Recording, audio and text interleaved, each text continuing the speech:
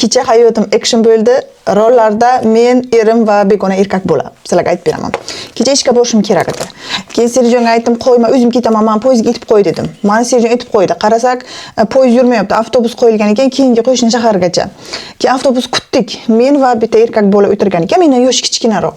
Issiqda kecha 37 gradus.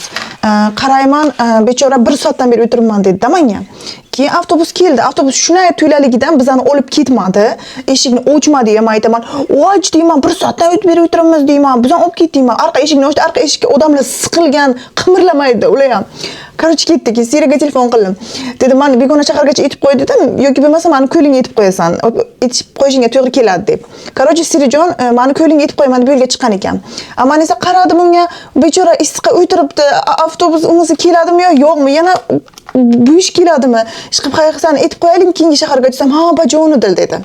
Endi tasavvur qilinglar, o'zi bir marta bu voqea kechasi bo'lganda, yana bir marta seri kelgani bilan shuni aytdim, "Bizani yetib qo'y" dedim. "Ana bu bolani ham olib ketamiz birga" dedi. "Mana bu yigitni ham" dedim. Endi Serin shuna aftiga qarayman, shuna endi yo'l bo'yi gapirmaydi, 15 minut bizani yetib qo'ydi. U bir nima xotinimni yetib qo'yaman ishxonaga, nima yurmasin, poyezd avtobuslarga deb chiqqan odam ekan. Tasavvur qilinglar. Keyin bizani keyingi shahargacha yetib qo'ydi. 15 minut davom etdi bu qanchadir. Keyin esa telefon qilibdi menga. Men xayrlashdim, poyezdga o'tdim. Endi telefon qilib meni aralaydi-da. "Sen o'zi bir marta shunday qilganding. Men hech kimga yaxshilik qilishni xohlamayman." Men tushuntiraman. Bir o'zi o'tirganda nima bo'ldi? Bitta odamga yaxshilik qiling deb. "Yo'q, endi u cheka kon odam ekan. U chekib o'tgan ekan, seri kelgancha. Men ko'rmay qolibman, serin kutgandan mashinani tezroq kelsin deb. Chekkan hidi butun mashinaga tarqalib ketgan. Nima mashinani tozalash kerak endi. Hech kimga yaxshilik qilishni xohlamayman. Sen kim nimamisan? Sen bir balo avliyomisan? Hammaga yaxshilik qilmoqchi bo'lasan. Jonimga tegdi. O'zing bo'lmasa mashina haydagin. Nimaga meni ham qo'yshasan?"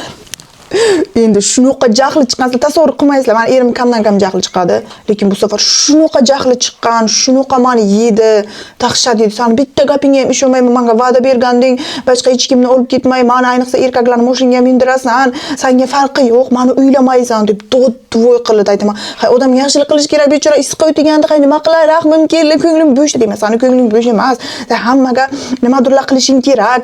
Jonimga tegdi shu xarakterim uchun meni yaxshi ko'rgan kusan desam, yaxshi ko'rmayman boshqa xarakterim uchun." Shunaqa bo'ldi.